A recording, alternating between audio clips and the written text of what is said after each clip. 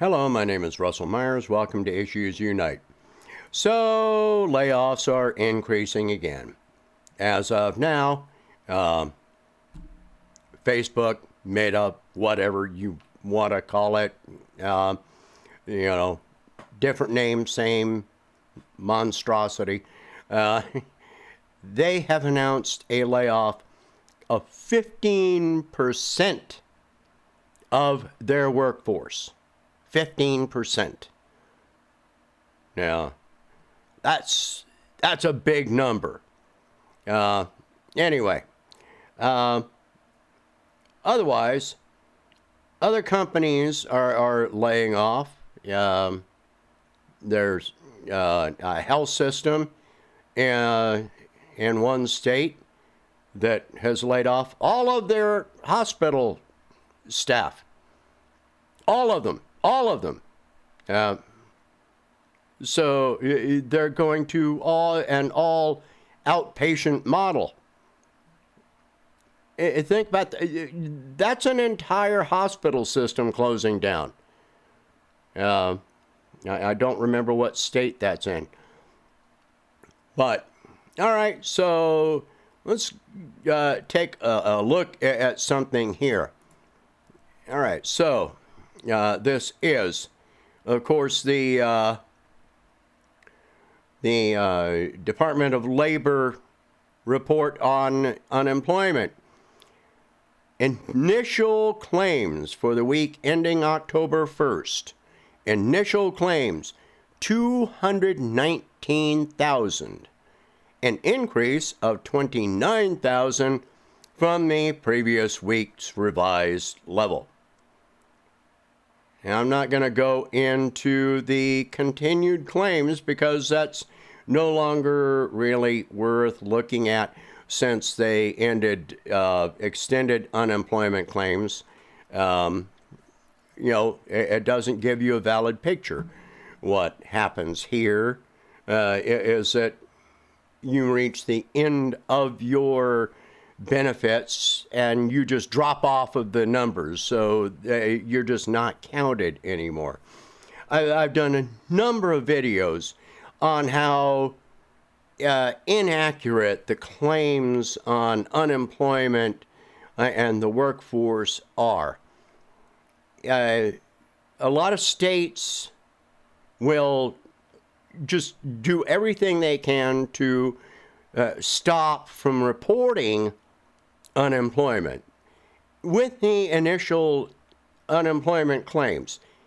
Let's say they actually determine, they'll do a lot of states will do everything they can to deny your claims. So in many states, before you are granted unemployment, you have to be out of work for 6 weeks. So they may not report your unemployment claim until you have been unemployed for 6 weeks. Remember, this is the beginning of October.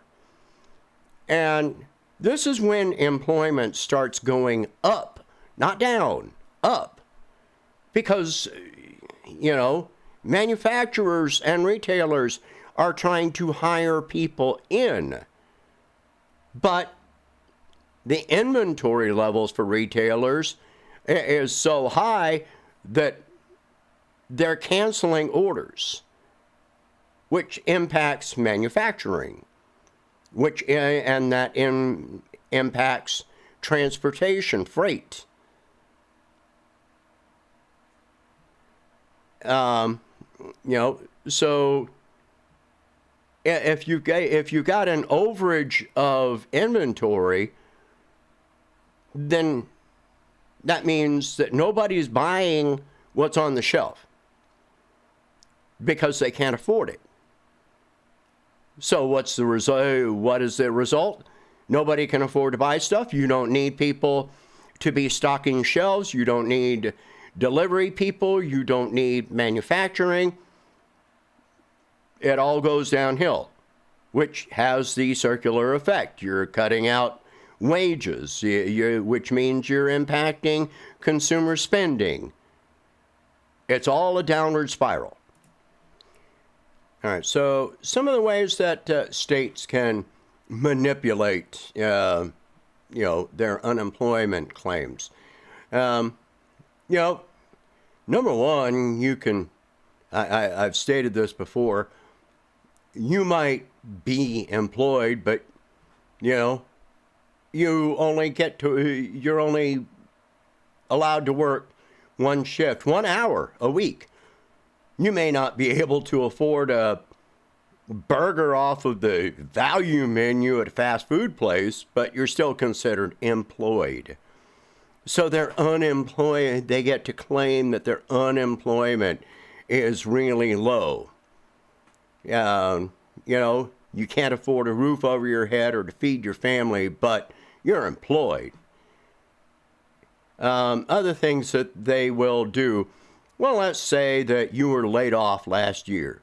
Then your same employer called you back early this year. Then they lay you off again, 6 months, 9 months later. When you have to have 5 quarters, and the states where I've actually applied for unemployment, you have to have 5 quarters of income to have a valid unemployment claim. Otherwise, you will be denied. Well, you don't have 5 quarters of income because you were laid off for 2 quarters last year. So, you don't have an unemployment claim, so you're not going to be counted in the initial unemployment claims. Then you got the labor participation rate, which I pointed out they changed how they calculate that. But at the best of times, one of the things about the labor participation rate is that you have, before you are removed from the calculation of the labor force, you have to be out of work for 6 months. It can go beyond that. It may be that it is only calculated, you are only considered removed from the labor force 6 months after your last unemployment benefit check. So if you had, 6 months of unemployment, you're still not going to be removed from their calculation of the LPR until 6 months after that. So you have to be unemployed for a year before they are going to count you out of the labor force. So that number is completely false. It is not accurate at all. But even at that, the labor participation rate at this time is still under 63%. So that means, under 69%. So that means at least 31%, between 31 and 32% of the population that is eligible to work is not in the workforce. And that is on top of the official unemployment rate. And the unemployment rate does not reflect how well you can provide for yourself. And yet companies are laying off. Why are they laying off? Because they're not making enough of a profit. The investors want more people laid off to increase the profit, the bottom line, so that they have more of a profit that goes into their pockets. So right now, we have got a converging storm of inflation, increasing prices, oil production cuts, which is going to force oil, gas, energy prices upward. We've got increasing layoffs, wage freezes, hiring freezes. All of this coming together all at the same time. Europe is predicting a cold winter, which generally reflects a cold winter in the United States as well. Anyway, we have got decreased trade because of all of the sanctions that we have imposed on different countries, most notably Russia, but that has affected Europe, which decreases how much they are going to import other than oil and gas. You know, this is not looking good. You know, on my presidential channel, I have put forward the idea of increasing government employment, which would reverse all of this initially and prevent most of this in the long term for a far more stable economy. You employ people, you give them a wage which they can spend, which they go out and spend at local small businesses. They keep on buying things. They're able to pay their mortgage. They're able to pay their rent. They're able to make their car payments, etc. Does it really matter where that income is coming from? No, it doesn't. I'm not suggesting making every job in the country a government job. I'm not suggesting communism. This is just a very practical approach, which would stabilize things and keep this from occurring. It would level off these freaking curves. It's a realistic approach.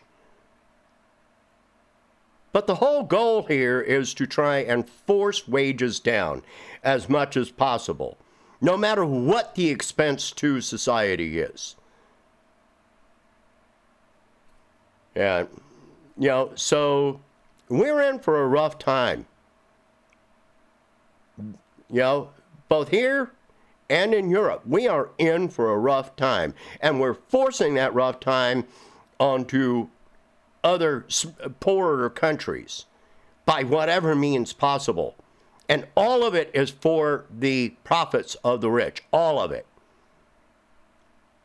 And when it all falls down, guess who's going to get bailed out? Our national debt just topped 31 trillion at this point. Just, I think, yesterday. 31 trillion. That's more than any other country at all in history. You can combine a number of other countries and their debts, and it won't equal how much debt that we have. And who do we owe it to? How does it happen that there is more debt in existence than there is currency? All combined currencies could be applied to all of the combined debt, and there would still be debt left over. A lot of debt left over. How does that work? Yes, this is a system that we're living under.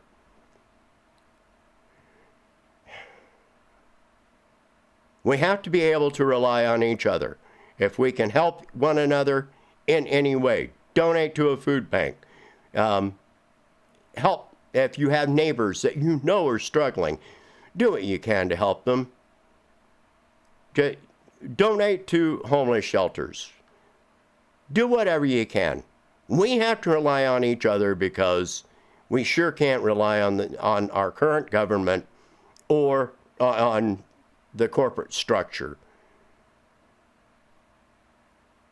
Until Americans are willing to get out in the streets, this is only going to keep getting worse. But it's going to have to keep getting worse for Americans to get out in the streets. I know that. I've known that for many years. Anyway, share this video. Talk about these subjects. If you can afford it, please donate whatever you can to help expand this channel and my presidential campaign. And I will catch you in the next one. Thank you for watching.